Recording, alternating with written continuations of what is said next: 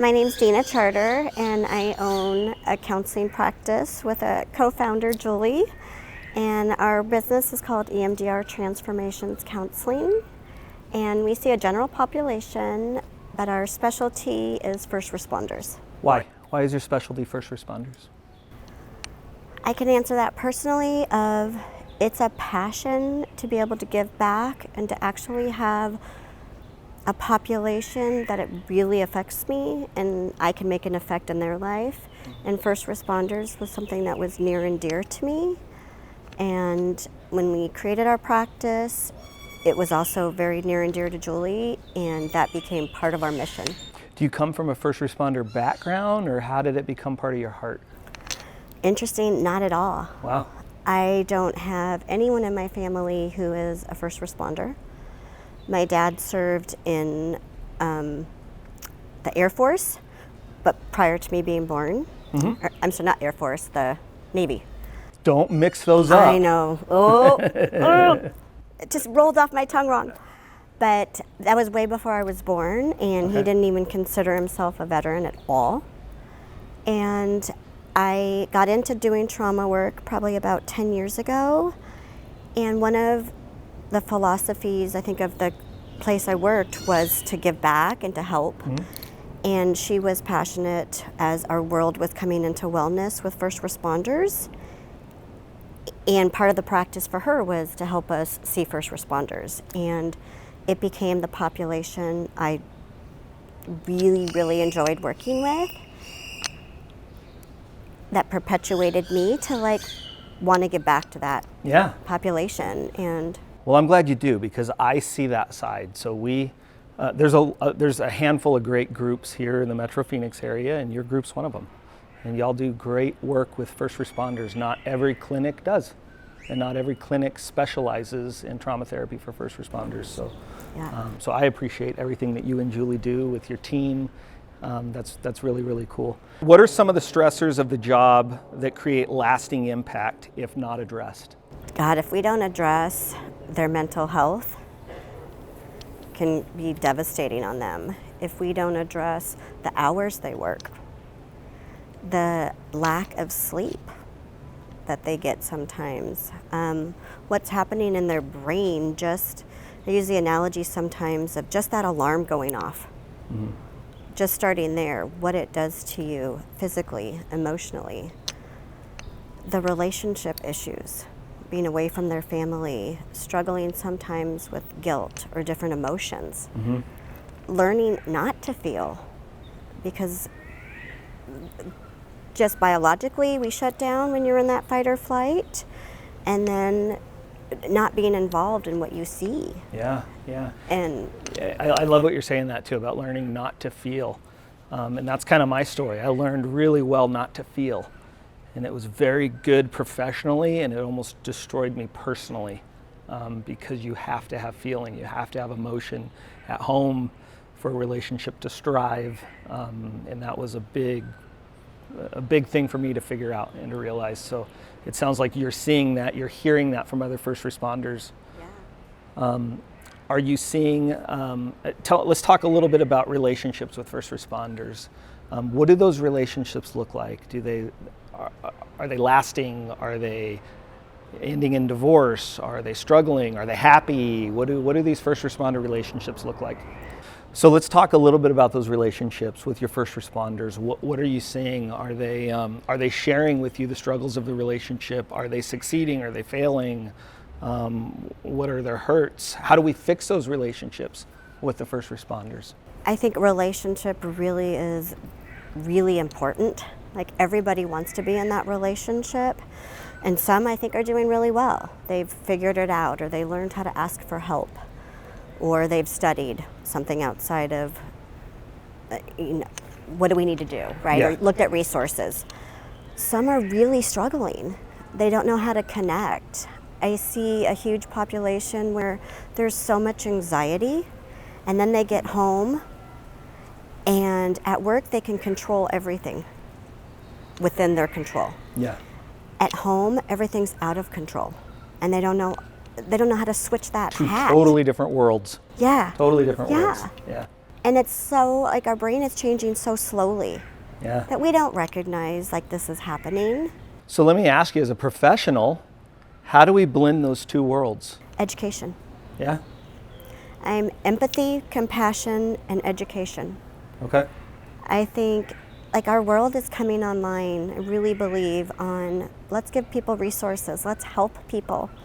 Yeah. And the more we educate, the more we destigmatize. I don't like that word mental health, right? We talk about physical health and it's Yeah. okay. Mental health means something's wrong. What do you call it?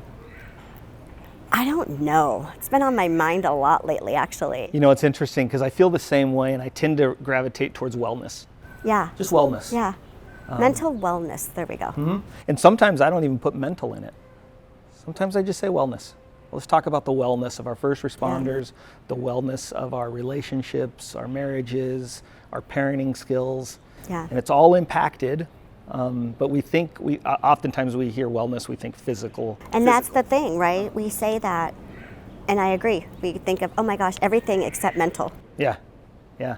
But I think that's why, and that's what conversations like this, it's really important for me in the Compassion Alliance that I don't want to just talk about change, I want to affect change. So let's have those uncomfortable conversations. Let's talk about the elephant in the room. Let's talk about stuff like this. So I appreciate the opportunity to spend some time with you. What are some of the results of these stressors that you continually see within your colleagues and retirees due to the difficult nature of the work that they do?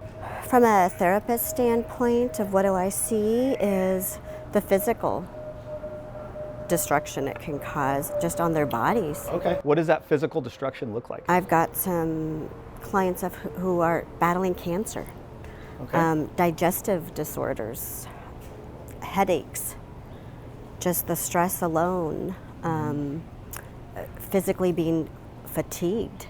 Yeah. You talk about that and it rings true to me. Some of my biggest stressors, I felt sick. I just felt ill. And I find myself in retirement. I don't get sick that often. Crazy how that works with stress. Yeah. And I definitely got sick more often when I was doing cop work than I do in the retired life. Do you feel that those that are struggling to seek help are getting the help that they truly need? I think some are and some aren't. I think it's culturally accepted in more departments than others. But I think as our world is changing and we're becoming really more aware of wellness, that if we can get from the top down to see the importance of it, that word spreads like hot fires. Yeah, for sure.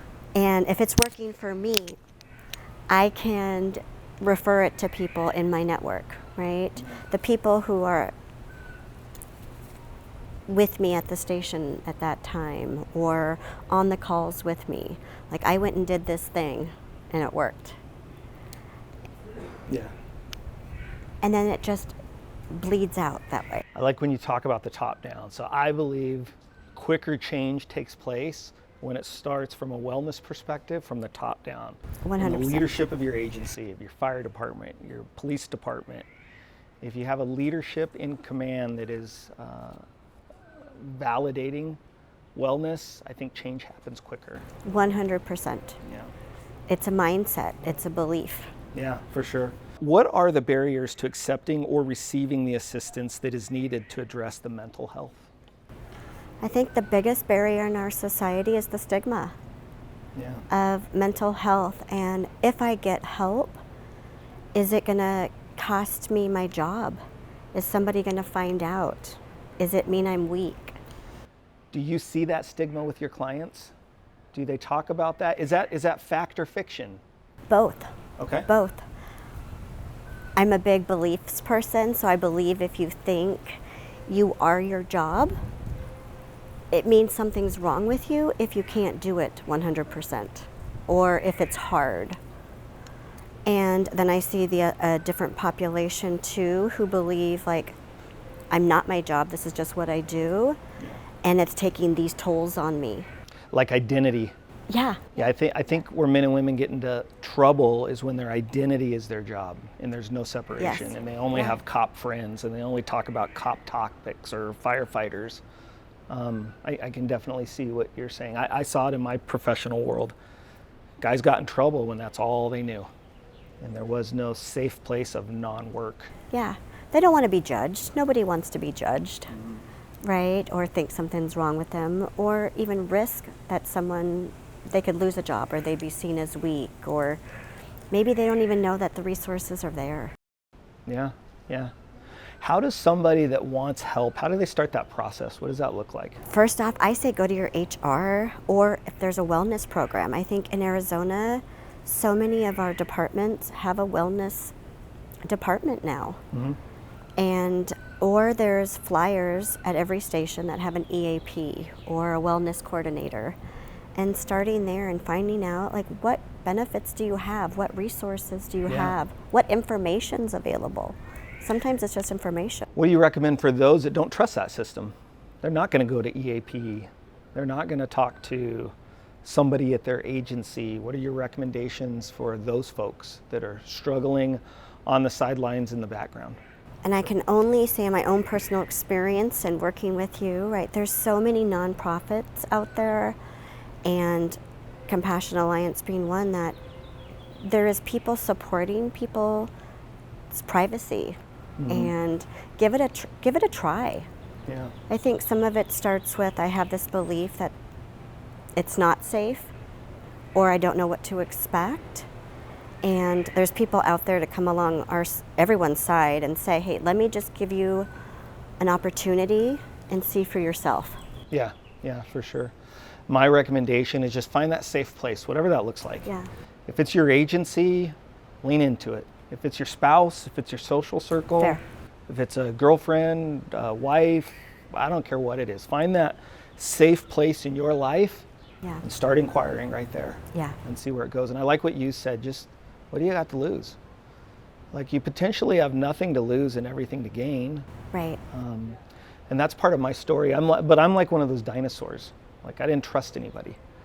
I didn't go to my agency. In full transparency, my agency probably would have leaned into me and offered me the help that I needed. Yeah. But I chose not to do that. And so I was left on this island all by myself, which is why we created the Compassion Alliance, so that men and women didn't have to feel by themselves, feel alone. Yeah. So I appreciate you sharing that, because I think that there's a lot of people that fall into my category, but I'm seeing more and more outside of that. I'm seeing more and more younger firefighters and police officers who are acknowledging that they're not okay, right, and they're reaching out for help sooner. That's not my story. My story was I was 10 feet tall and bulletproof all the way to the end. Yeah. My story was I was okay. So I came out of a homicide unit. I was okay seeing the death and destruction. I was okay seeing all the dead bodies. I was okay seeing all the evil and chaos up until the point that I was no longer okay. And it hit me like a freight train when I came to that threshold of not being good and not having the resources or a safe place to reach out to for help. Yeah.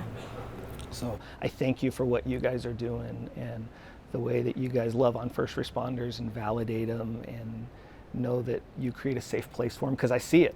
I see it every day. We send referrals over to you guys. There's a reason we send referrals to the teams that we send referrals to, because we find those groups that care deeply about first responders and they know what they're doing. And I think that's a really important point, is you can call yourself a therapist who works with first responders, and because you understand trauma maybe, and you don't understand what comes with a first responder. You're not going above and beyond. So it's really important for us in our practice that our therapists, including myself, that we do extra training. We get in there and go on those rides. We are in it with you guys. I love what you're saying. Any therapist can understand trauma. Not any therapist can understand a first responder. There is a difference. Yeah. There's a big difference. Yeah. And I interact with therapists all over the country, all over the time, and they don't all understand. Right. You don't have to fully understand what it's like. You don't have to do the job. Exactly. But you have to understand the heart and the hardships that a first responder is going through, right, if you're going to bridge the help for that trauma. Absolutely. Absolutely. I'm a firm believer, it's the family as a whole. Yeah. It's not just the guy or the woman doing the job. Right. It's the whole family that's doing the job together. Yeah. And that's something, when we started the Compassion Alliance, I never envisioned the amount of marriage counseling support that we would be doing. It makes total sense, Yeah. but I thought we'd be helping out a handful of troops here and there on, frontline police officers, firefighters. I didn't envision the volume of marriage counseling we're doing. Yeah. And that tells me that these marriages, well, it tells me a couple things. One is there's a lot of struggling first responder marriages, and that's okay.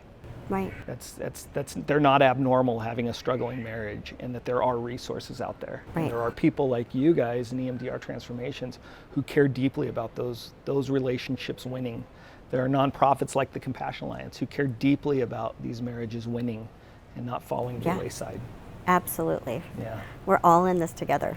Yeah, You know? for sure. So what does the future look like in terms of wellness for first responders? How do we keep this conversation going? What does this look like? Where do we go from here? I think it starts with understanding and compassion and empathy just for everybody's story. Mm-hmm. Everybody has a story. Putting judgment aside, we all have something to share and we all have a journey. And we don't know what we don't know until we know. Yeah. Right? And just keep on talking and making it okay. Like you said, having these conversations, having people see it, that there's people who want to help and it's okay to ask for help. Yeah. I'm a firm believer. I have my own therapist. Yeah. I'm a therapist doing therapy, also receiving therapy. So can I share something I learned from you? Yes. So you and I have presented before, and you and I are friends. We go back a while. One of my biggest hardships, one of the things that prevented me from asking for help, was the fear of damaging a trauma therapist. Yeah. There were things that I saw, there were images that I had in my head, and to this day, if I shared those images, they're things you couldn't get out of your head. What I didn't realize is you have the tools that I didn't have. You have safety nets in place, therapists. Matter of fact, one time you were presenting and you highlighted something that resonated with me, and you talked about that you guys, trauma therapists in general, are our first responders. There's nothing that I can share with you that's going to alarm you, that's going to scare you, that's going to damage you. I didn't know that. I was so worried about everybody else but myself. I was so worried about damaging you, damaging my wife, damaging my kids. I think I got to be cautious about damaging my wife and my children, sharing stories from work and things like that. But our first responders need to know they're not going to damage you. Right. You're going to survive that conversation, and they're going to feel like the world has been lifted off their shoulders by validating them and creating a safe place where they can just share some of these images, some of these transactions in the workplace that they didn't think they could, but they can in your world. So I thank you for sharing that years ago when I got to hear that and be like, wow, that's something I can relate to, because for a long time I couldn't. My wife was pushing me, let's get some help, let's talk about it. I'm like, what? You have no idea what's going on in my head. You have no idea what I've seen. I'm not going to damage a therapist by talking about this. And little did I know, I'm not going to damage you, because you have those tools and you have your own therapist and you have all that in place. So thank you for sharing that. All right, so thank you so much for carving out some time and having conversations like this. I believe that change starts with conversations like this. My goal is for first responders to hear some of this content and realize that they're not alone, realize that they're not broken beyond repair, realize that there are people who care deeply about them, their marriages, their children, their circles, everything about them. So thank you for being open and real and honest, and thanks for taking some time to have a real life conversation.